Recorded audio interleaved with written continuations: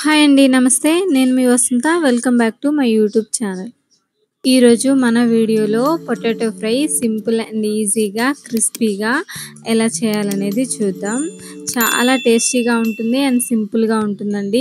ఈ పొటాటో ఫ్రైని 2 నిమిషాల్లో ఈజీగా సింపుల్గా కరకరలాడుతూ క్రంచీగా చాలా టేస్టీగా రెడీ చేసుకోవచ్చండి. చాలా అంటే చాలా బాగుంటుంది ఈ రెసిపీ. ఎవరైనా కష్టంగా ఫీల్ అయ్యే వాళ్ళు ఈ వీడియో చూస్తే ఇట్టే చేసేస్తారు. చాలా బాగుంటుంది. ఇక్కడ నేను 300 గ్రామ్స్ వరకు బంగాళదుంపలు తీసుకున్నానండి. వీటిని ఈవెన్గా ఒకే సైజులో కట్ చేసుకుంటే చాలా బాగుంటుంది.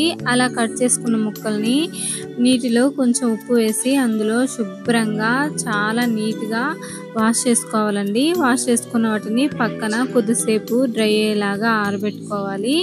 ఇక్కడ పక్కన ప్యాన్ పెట్టానండి. ప్యాన్ పెట్టుకొని అందులో ఆయిల్ వేసుకోవాలి.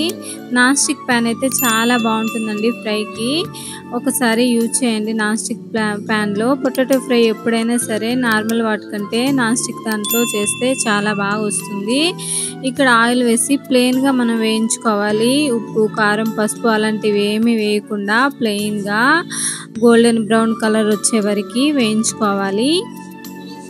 మంటని లో టు హై ఫ్లేమ్లో అడ్జస్ట్ చేసుకుంటూ గోల్డెన్ బ్రౌన్ కలర్ వచ్చే వరకు ఫ్రై చేసుకోవాలండి. మూత పెట్టకుండా ఇలానే ముక్కలన్నీ గోల్డెన్ బ్రౌన్ కలర్లో వచ్చే వరకు ఈవెన్గా ఫ్రై చేసుకోవాలండి. లో టు హై ఫ్లేమ్ అడ్జస్ట్ చేసుకుంటూ ఇలా గోల్డెన్ బ్రౌన్ కలర్ వచ్చే వరకు ఫ్రై చేసుకుంటే చాలా బాగుంటుంది. ఇలా ఈవెన్గా ఫ్రై అయిన ముక్కల్ని గిన్నెలో తీసుకొని పక్కన పెట్టుకోవాలండి. పక్కన పెట్టుకున్న తర్వాత మళ్ళీ ఇదే నాన్ స్టిక్ ప్యాన్లో, నాన్ స్టిక్ ప్యాన్ అయితేనే బాగుంటుందండి ఫ్రైకి. ఈ నాన్ స్టిక్ ప్యాన్లోనే 2 టేబుల్ స్పూన్ వరకు ఆయిల్ వేసుకొని ఆయిల్ హీట్ అయిన తర్వాత, ఆయిల్ వేడైన తర్వాత కొద్దిగా ఆవాలు, 7-8 వరకు వెల్లుల్లి రెబ్బలు తీసుకుంటే బాగుంటుందండి. వెల్లుల్లి రెబ్బలు కొంచెం ఎక్కువ తీసుకోవాలి. వెల్లుల్లి రెబ్బల వల్ల మంచి టేస్ట్ వస్తుంది. కొద్దిగా జీలకర్ర, కొద్దిగా కరివేపాకు, ఫ్రెష్ కరివేపాకు అయితే చాలా బాగుంటుందండి. కరివేపాకు వేసిన తర్వాత ఒకసారి మొత్తం కలుపుకోవాలి. ఒకసారి మొత్తం మిక్స్ చేసుకున్న తర్వాత కొద్దిసేపు ఫ్రై అవ్వనివ్వాలండి. వెల్లుల్లి రెబ్బలు మంచిగా ఫ్రై అయితే మంచి స్మెల్ వస్తుందన్నమాట. ఫ్రై చాలా బాగుంటుంది. ఎప్పుడైనా సరే వెల్లుల్లి రెబ్బలు, కరివేపాకు ఫ్రెష్గా ఉంటే బాగుంటుంది. ఎండుమిర్చి కూడా యాడ్ చేసుకోవాలండి. పచ్చిమిర్చి వేయకూడదు. ఎండుమిర్చి వేస్తే ఫ్రైలో చాలా టేస్టీగా ఉంటుందన్నమాట. ఇక నేను ఎండుమిర్చి వేసాను కదా, కొద్దిసేపు ఫ్రై అవ్వనివ్వాలి. కొద్దిసేపు ఫ్రై అయిన తర్వాత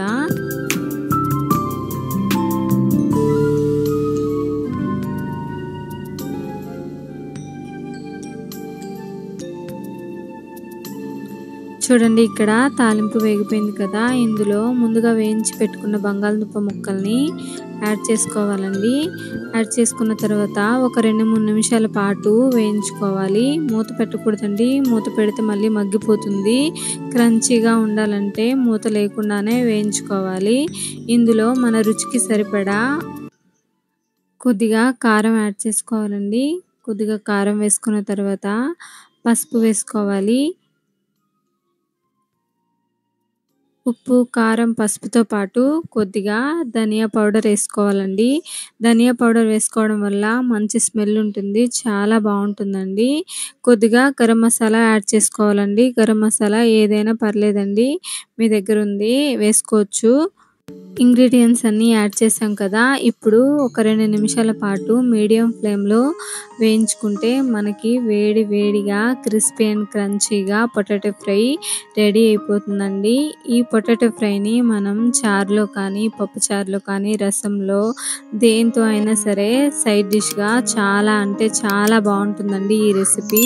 మీరు ఇప్పటివరకు ఇలా ట్రై చేయకపోతే ఒకసారి ట్రై చేయండి. ఎలా అనిపించిందో, మీకు ఈ రెసిపీ ఎలా వచ్చిందో, టేస్ట్ ఎలా ఉందో కామెంట్ సెక్షన్లో కామెంట్ చేయండి.